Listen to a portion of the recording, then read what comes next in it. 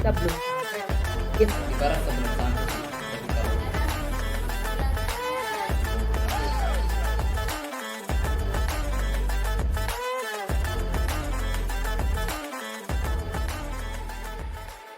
Halo teman baik, jumpa lagi dengan saya di obrolan baik. Selamat pagi, siang, sore atau malam tergantung teman-teman nontonnya kapan gitu kan.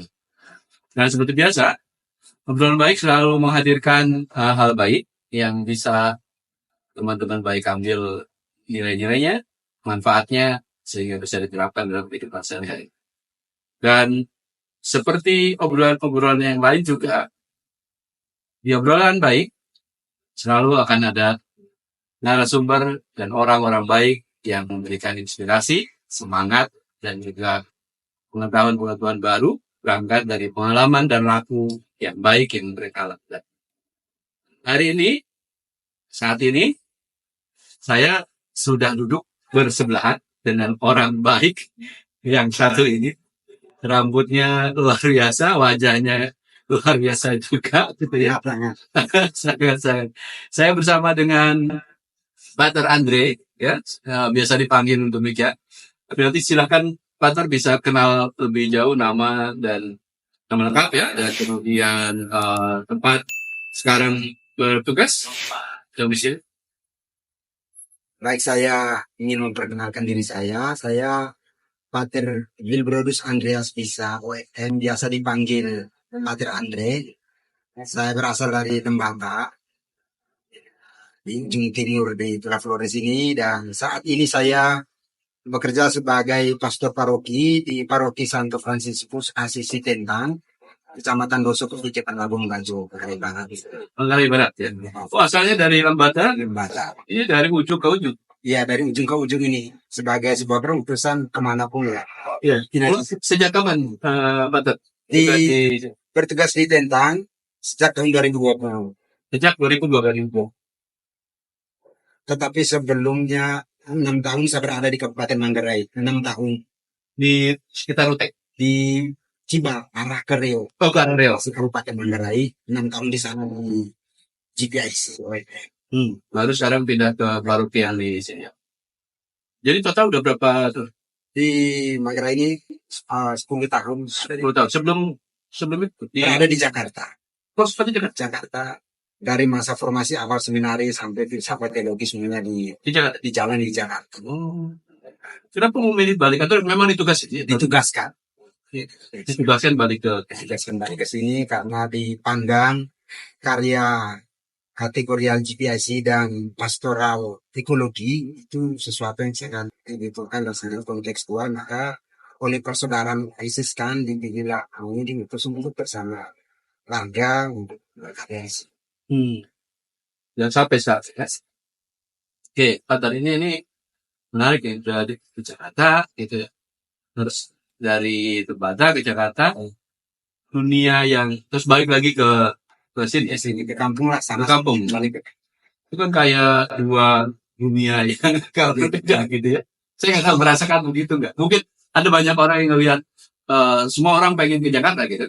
Nah begitu ke Jakarta kan ada situasi yang kontras, lingkungannya berbeda, orangnya, social relationnya berbeda. saya berpikir bahwa dari segi ketaatan kami yang ini hidup bakti, mau ditempatkan dimanapun tetap harus merasa bahagia dan harus dipatuhi karena itu sebuah kaul yang dekat. Harus taat kalau pimpin menyuruh, entah di metropolitan, entah di pelosok, tetapi itu harus ada keterbukaan hati untuk mau diutus, dibentuk karena memang visi atau spiritualitas dari tarekat itu akan dibawa untuk kayak gereja lokal setempat atau gereja universal atau juga masyarakat di mana kami hadir tuh lain. Jadi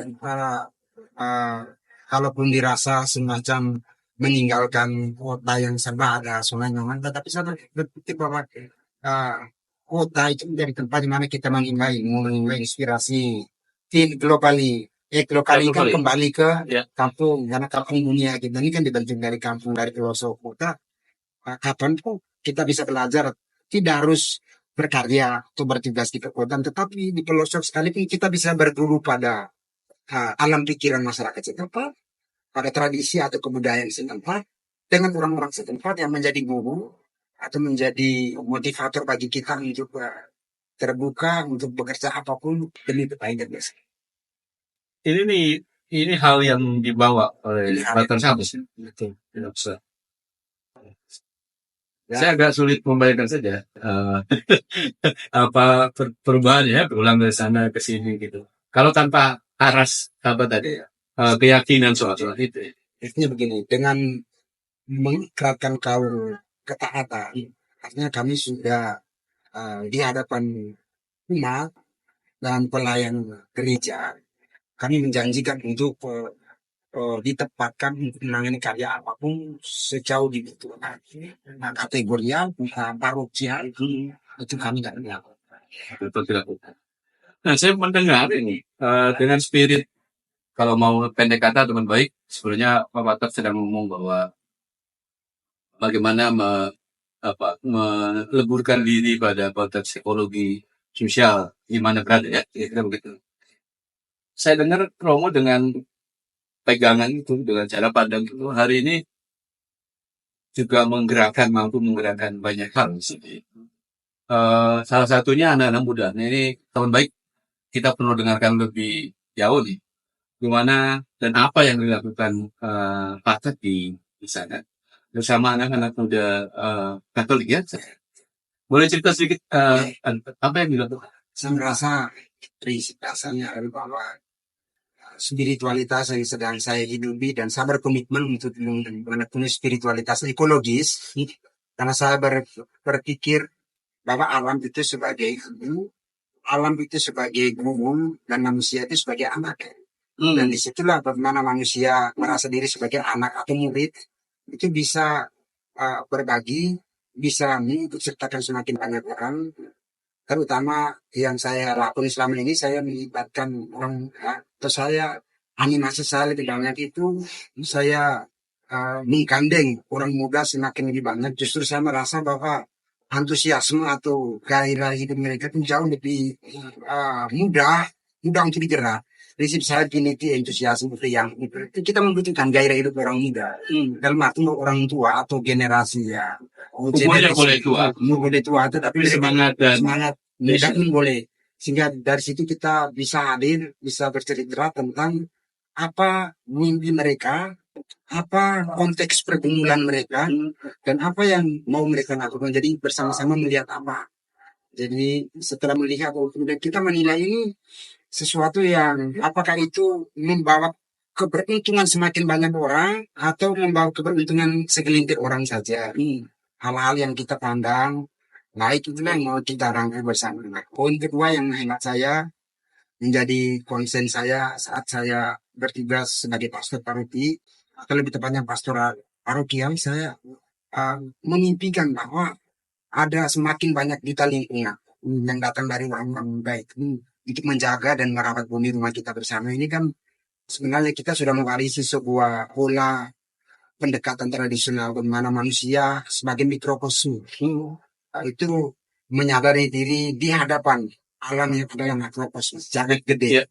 Bagaimana manusia membentuk diri, bagaimana manusia merefleksikan perutusannya atau kehadirannya di tengah dunia dan menyadari dirinya sebagai mikrokosmos itu. Dalam arti tertentu, alam sebagai ibu, alam sebagai guru atau materi magistra itu memberi ruang bagi manusia yang mikrokosmos sebagai murid. Bagaimana dia belajar dari alam, bersama alam, dalam arti tertentu yang bisa kita lakukan selama ini bersama orang muda adalah gerakan-gerakan konservasi alam.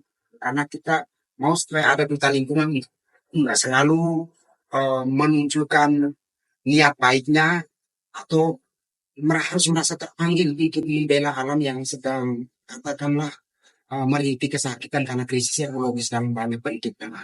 Lalu yang kedua juga kehadiran bersama petani milenial.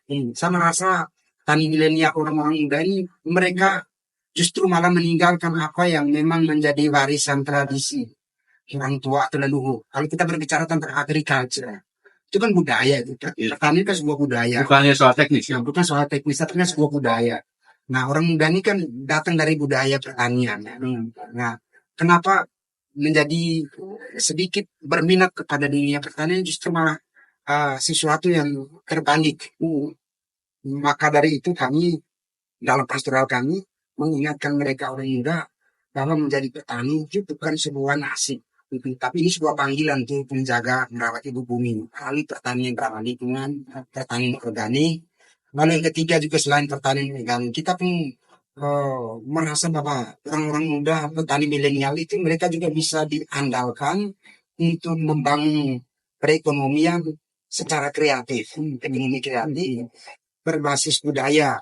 Katakanlah di dalam konteks pastoral kita itu di paroki kita di wilayah Keuskupan Ruteng ini kita memiliki selain sumber daya alam tetapi juga potensi-potensi di tempat kita bertugas, misalnya potensi alam, ada pohon ngau, lalu kemudian ada melada yang begitu luas. Now Mata itu air, ngau itu sebagai pohon yang daripadanya para petani, para pengrajin kopi mulainya ada tua, lalu kemudian mulai disuling menjadi minuman tradisional.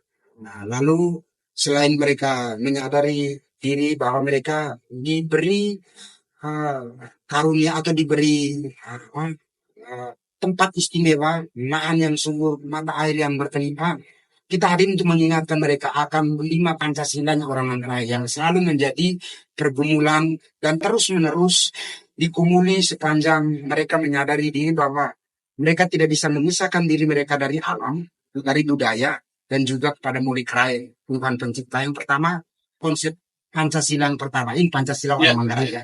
Baru Bate Gae, rumah tempat berdiam.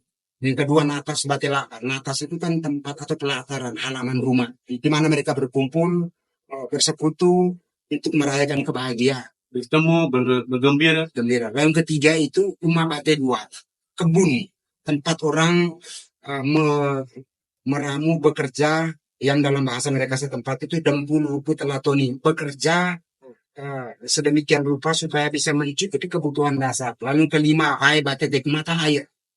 Mata itu sangat-sangat konkret dalam alam pikiran mereka. Lalu terakhir, compang bate dari. Compang itu mespa. Tempat di mana kita melihat di setiap rumah adat orang Manggarai itu ada batu. Dan di situlah dipersembahkan sesajen kepada leluhur. Dan kepada alam semesta. Sebagai bentuk terima kasih mereka atas pemberian yang diperoleh dari alam. Itu 3 pintu masuk melalui pastoral ekologi yang kita kembangkan. Nah, teman baik, ini catatan saya tiba-tiba banyak ya.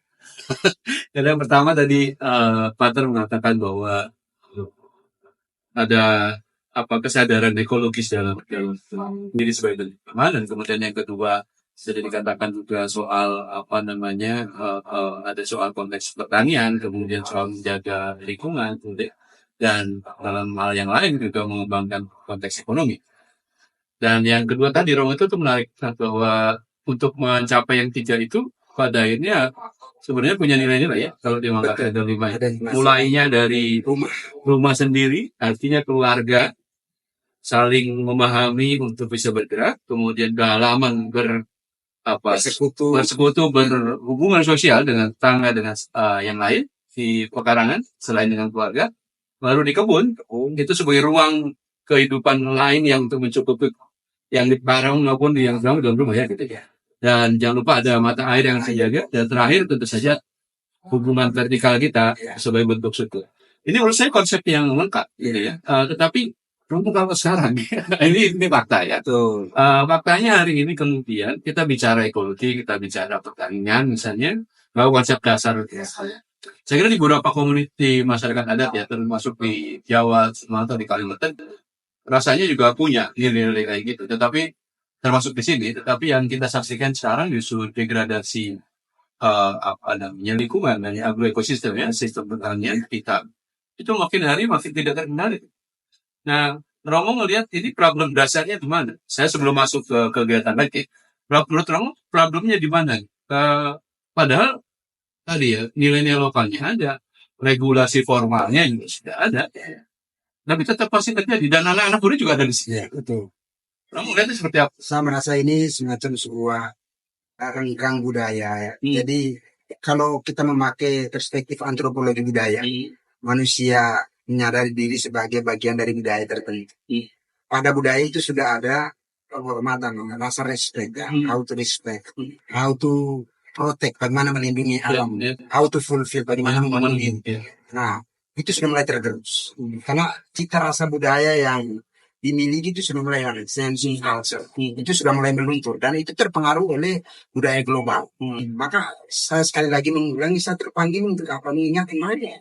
Think globally, act locally. Berpikir global bertindak harus membangun apa yang disadari, apa yang diyakini bahwa dari sinilah kampung dunia, kampung global ini terbentuk. Sehingga memang kembali kepada revitalisasi kearifan lokal. Revitalisasi kearifan lokal itu sebagai sebuah atau sebagai salah satu kata kunci. Itu apa, merajut kembali keharmonisan, baik harmoni kosmik ataupun harmoni sosial sebagai orang yang berbudaya, tetapi juga sebagai orang yang bertuhan, homo religius, bukan homo economicus, bukan homo ecologicus, tapi juga homo religius. Itu juga perlu disadari. Sehingga memang revitalisasi budaya ini menjadi sebuah perjuangan. Karena apa, sudah mulai tergerus budaya, nilai-nilai tadi. Indigenous people yang dibangga-banggakan karena kearifan lokal mereka atau lokal wisdomnya, itu tenanglah hanya semacam sebuah narasi atau semacam sebuah dongeng kita di dunia antar-antar. Tetapi bahwa itulah fakta atau fenomena yang terjadi, bahwa generasi muda, saya tidak bermaksud mengatakan berbeda mengkritik mereka, tapi hampir kebanyakan generasi milenial yang klaim diri sebagai orang berbudaya itu lupa untuk menghidupkan nilai-nilai budaya itu, dan itu amat berpengaruh kepada segi-segi kehidupan yang lain, kan, relasi dengan pencipta dan sosial. Dan kalau begitu maka yang dilakukan Pak Truk tepat, karena kemudian memulai dari yang lokal yang kecil. Walaupun ada juga orang yang mengatakan begini, Pak, hari ini ketika kiblat kita pada kapitalisme sudah masuk sampai ke level desa, ada orang yang ngomong, ya udah hadapinya dengan kapitalisme lagi. Tapi Romo menawarkan satu jalan yang lain. Kalau saya ketika perubahan terjadi sangat kuat dan itu harus sudah dua. Sebut saja kita ngomong soal ekonomi pasar dan kapitalisme. Romo menawarkan perlawanannya enggak dengan kapitalisme lagi, tetapi dengan ruang budaya dan nilai-nilai lokal. Kira-kira begitu ya? Ya, saya merasa begitu. Jadi dunia ini bukan sesuatu yang di sana orang alit ke sana. Bukan lari dari dunia, bukan Sutamundi, bukan lari dari dunia. Kita harus menuju ke dunia. Di sana tuh ada begitu banyak hal yang dapat dipakai. Ada beragam cara yang dapat dipakai untuk merajut kembali dunia yang katakan sekarang serba berubah, serba canggih dengan segala hal. Jadi mulai dari ada tuh revitalisasi kearifan lokal itu menjadi kata kunci. Oke, teman baik, ini ada satu hal yang saya kira bagi saya itu juga menambah yakin. Selama ini saya yakin percaya bahwa tesis selalu ada antitesis, kira-kira gitu ya. Dan bahwa ekonomi yang besar yang kemudian seperti kemarin sambutannya Pak Uskup mengatakan bahwa ketika pembukaan festival Kulitwe soal keadilan dan keseimbangan dalam hidup termasuk dengan ekologi itu menjadi satu hal. Dan Pak Uskup dengan sangat halus mengatakan bahwa ayo dukung dan belanja produk-produk lokal. Saya kemudian nyambung dengan yang Pak tadi sampaikan bahwa perlawannya ruang perlawanan fix. So, kalau gitu kan masuk pada satu pikiran bahwa upaya untuk melestarikan lingkungan pada akhirnya juga merebut ruang gitu ya, memperkuat kebudayaan kita, nilai-nilai kita, tanpa kita juga menafikan bahwa ada mungkin pada akhirnya bisa menunggangi kalau bahasanya perubahan yang sedang terjadi itu. Nah, kalau yang kamu tadi sampaikan teman baik, ini sekilas saya menangkap bahwa kalau kita lupa akan jati diri kita, akan budaya, gitu, kultural knowledge, local knowledge kita hanya terbawa arus ini tanpa ada kekuatan yang nempel, maka kita nggak akan jadi apa-apa. Tapi ketika kita bisa mewarnai perubahan ini dengan nilai yang kita punya, mungkin jadi lebih indah dan kuat, gitu kira-kira ya. Nah, teman baik, ini seriusan ini saya tidak, semula saya pikir kita ngobrol tidak akan terlalu dalam, tetapi sampai juga pada titik yang itu gitu ya. Nah, Pak Tar, ini hal yang lain, ini menarik. Anak muda sekarang ketika diajak untuk melakukan upaya-upaya penguatan penyelamatan konservasi lingkungan, oke. Atau bahkan misalnya kepada hal yang lebih segmented pada konteks pertanian.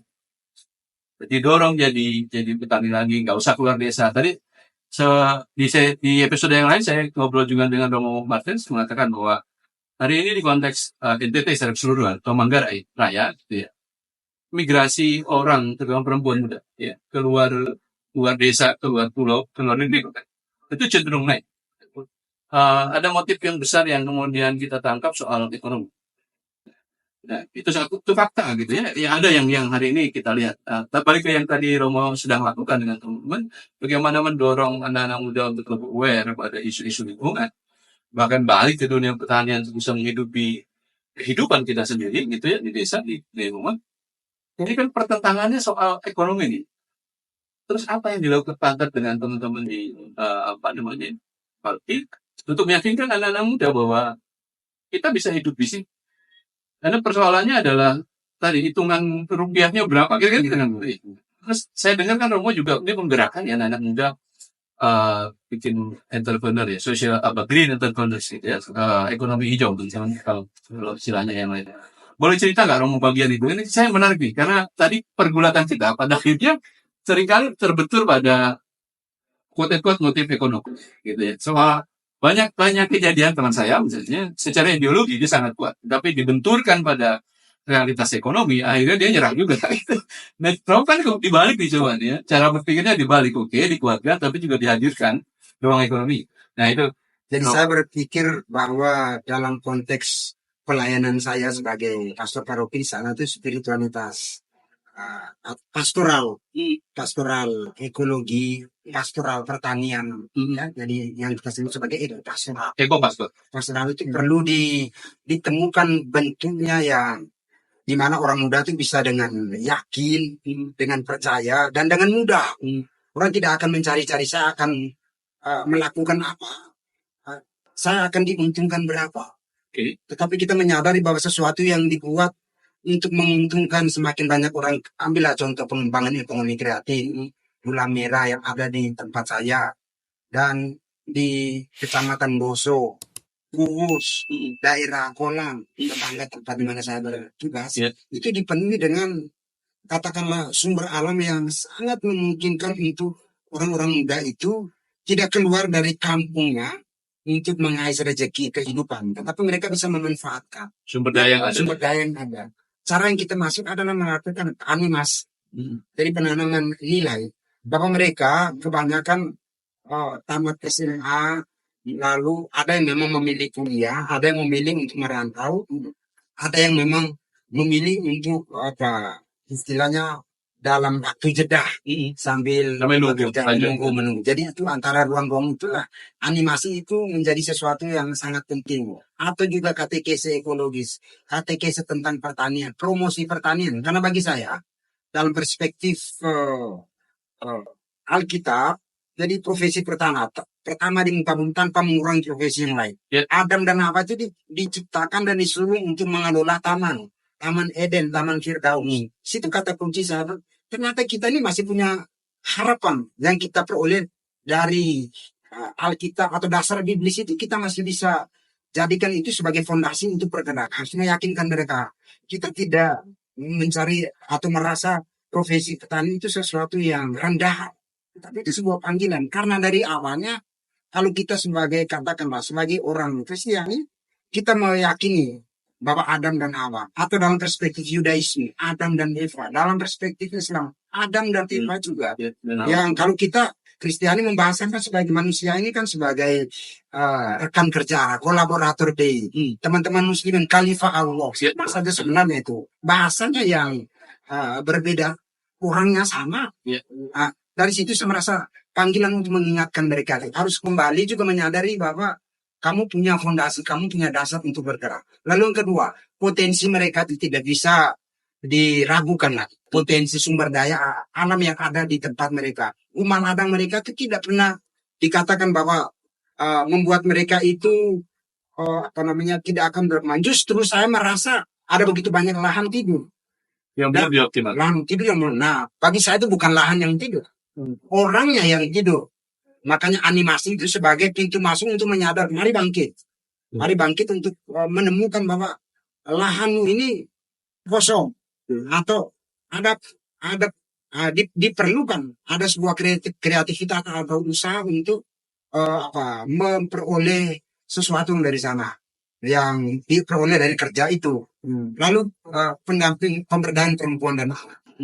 Kita dalam animasi kita, jadi kita selalu memakai kata kunci PAS. Promosi pertanian itu atau promosi ekonomi kreatif, lalu animasi, lalu fasilitasi. Jadi kita kita dari poin promosi kita mempromosikan panggilan menjadi petani atau profesi untuk mari mengembangkan ekonomi kreatif ini. Potensi sudah ada. So, mari kita lihat bersama ini. Mari kita menilai ini menguntungkan atau tidak, merugikan atau menguntungkan. Nah, lalu kemudian setelah kita menilai, mari kita memutuskan kita mau ngapain. Jadi potensi itu sudah ada. Maka pelatihan setelah promosi, animasi lalu fasilitas proses. Jadi kan sudah ketemu pilihan. Ya. Nah, setelah kita menemukan itu, maka ada sentra yang kita sebut rumah ekonomi kreatif. Ada di pusat paroki. Nah, di situ petani jahe, petani gula merah, petani sopi, minuman tradisional. Mereka boleh datang itu menitipkan barang di situ, itu didistribusikan oleh orang muda setelah di packing, didesain sesuai standar pasar. Karena kita harus mengikuti standar ketentuan pasar. Gula merah pun begitu.